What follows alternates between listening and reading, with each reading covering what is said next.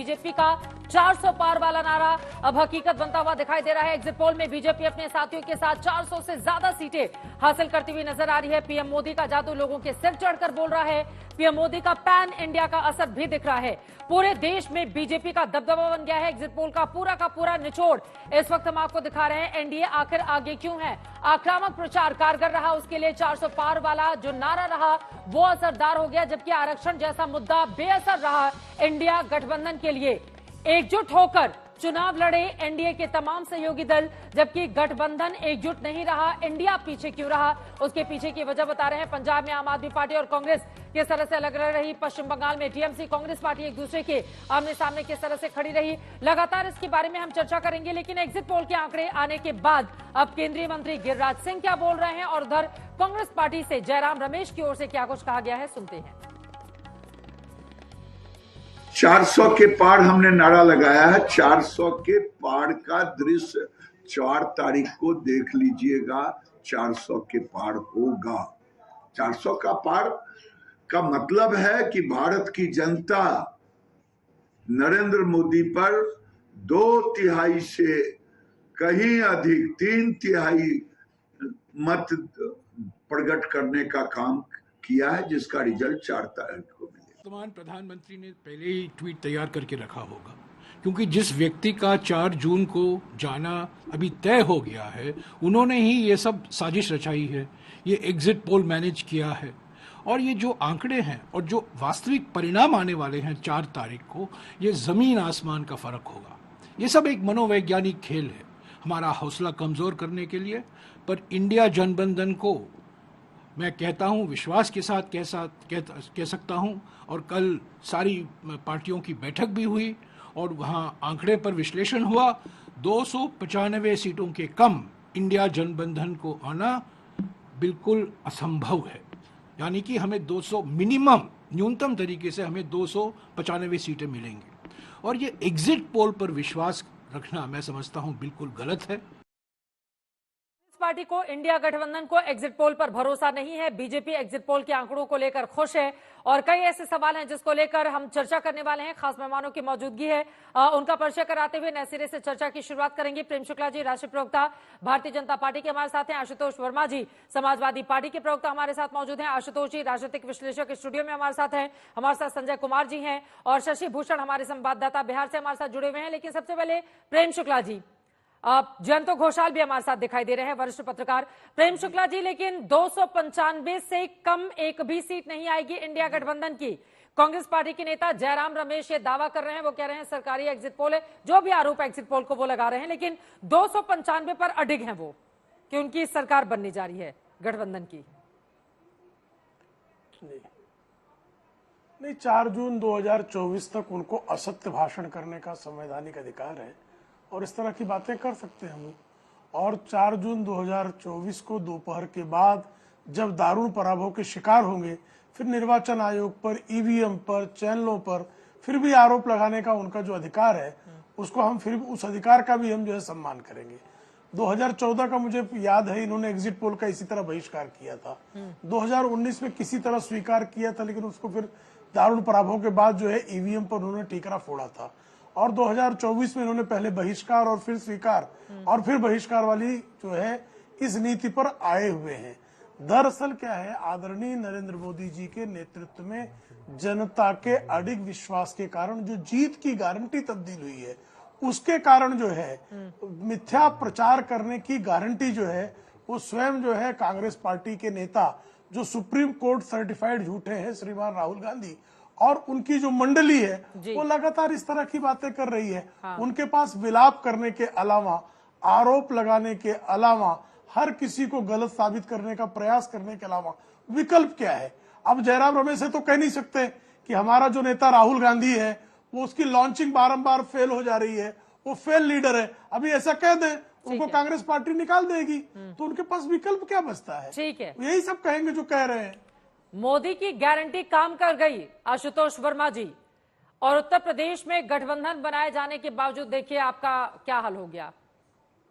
देखिए, पहले तो मैं भारतीय जनता पार्टी के प्रवक्ता की बात करूं। देखिए कि एग्जिट पोल पे सवाल उठाना कोई नई बात नहीं है। एग्जिट पोल पे सवाल उठाना भारतीय जनता पार्टी भी उठाती रही है।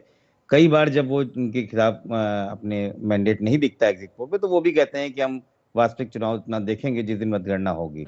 मुझे याद है कि अगर आप लोगों ने ध्यान दिया होगा, 2004 में भी लगभग ऐसे ही हुआ था। हाँ। 4 के 4 एग्जिट पोल हुआ करते थे उस समय। मैं बताऊंगा, आज तक ने भी लगभग 248 सीट कांग्रेस को दी थी और बीजेपी को, कांग्रेस को 190 दी थी, लेकिन भारतीय जनता पार्टी 138 में रुकी।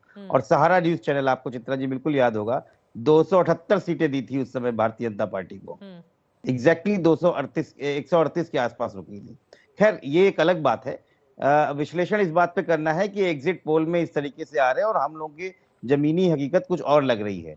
आपके भी चैनल में और कई और चैनलों ने जो मैक्सिमम सीट उत्तर प्रदेश में गठबंधन को दिया है, इंडिया अलायंस को, लगभग 19 सीटें के आसपास जा रही है, 18 से 19।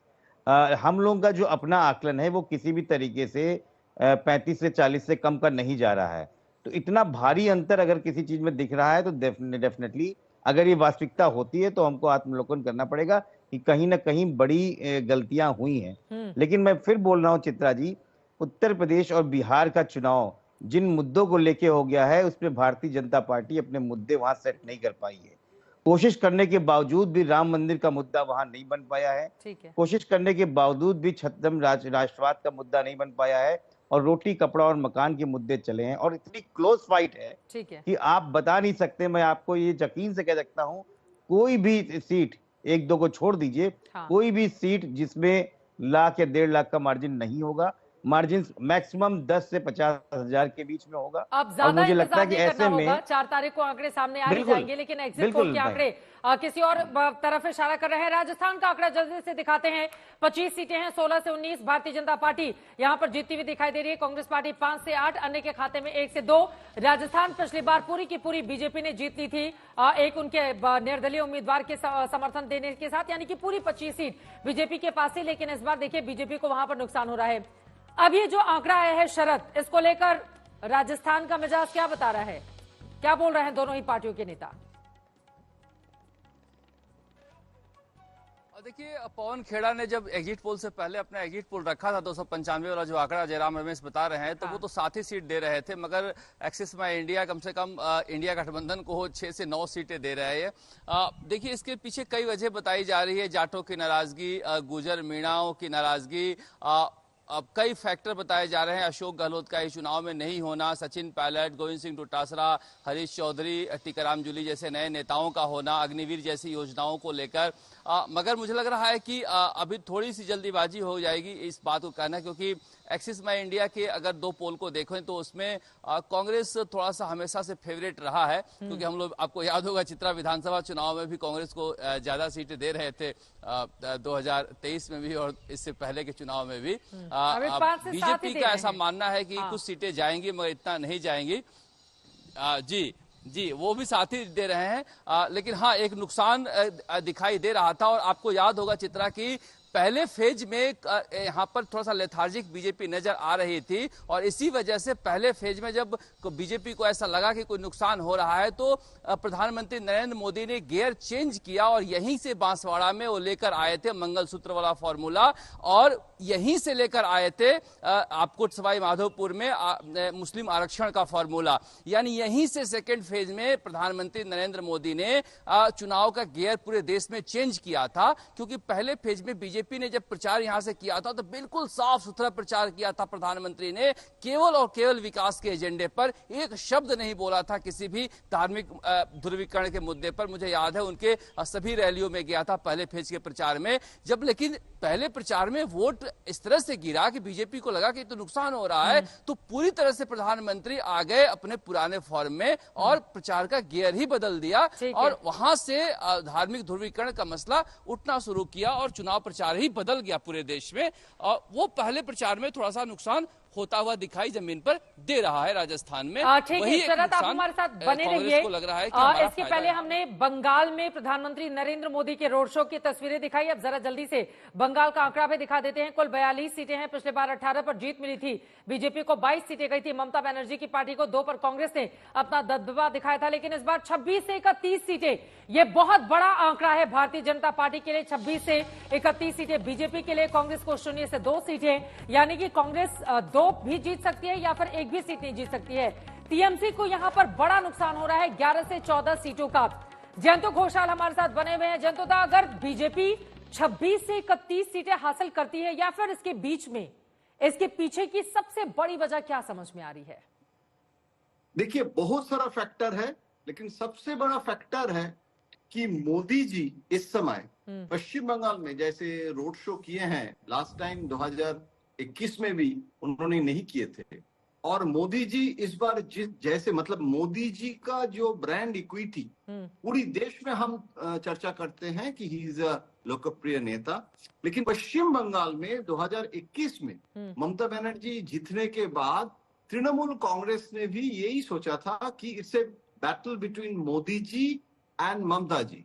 सो मोदी वर्सेस ममता, ये बैटल इस बार इंडिपेंडेंट कैंडिडेट से भी ज्यादा इशू हो गया है कि मोदी जी ने पश्चिम बंगाल में जैसे हिंसा, जैसे मिस गवर्नेंस, जैसे संदेश खाली वायोलेंस और महिला इशू, डिफरेंट इश्यूज, मैं आपको 10 कारण बता सकता हूं, बहुत लंबी हो जाएगा चर्चा, लेकिन इसके पीछे कंसिस्टेंटली बीजेपी ने ये एंटी इनकम्बेंसी 13 साल का है।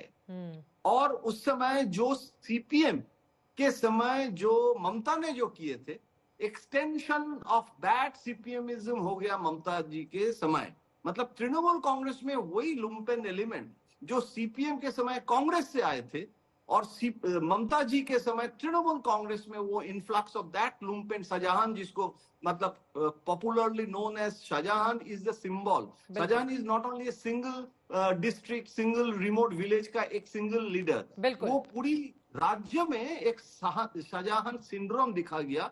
और इसके आधार पर ममता जी का जो स्मार्ट पॉलिटिक्स, काउंटर पॉलिटिक्स और उसमें सीए के लेके मुस्लिम वोट का कंसोलिडेशन, लेकिन बीजेपी ने एक होप जनरेट, मैं तो कहता हूं मोदी जी एज ए सपनों का सौदागर दिखाया कि रेनेसा सिटी, देखिए नॉर्थ कैलकाटा में क्यों रोड शो किए, साउथ कैलकाटा में नहीं किए। North Calcutta is a Renaissance city, जहां पर 19th सेंचुरी में रामकृष्ण परमहंसदेव, स्वामी विवेकानंद, नेताजी सुभाष बोस से गुजरते हुए गए और दिलचस्प रहा कि विवेकानंद आप बहुत के इलाके से पहुंच गए कन्याकुमारी। फिर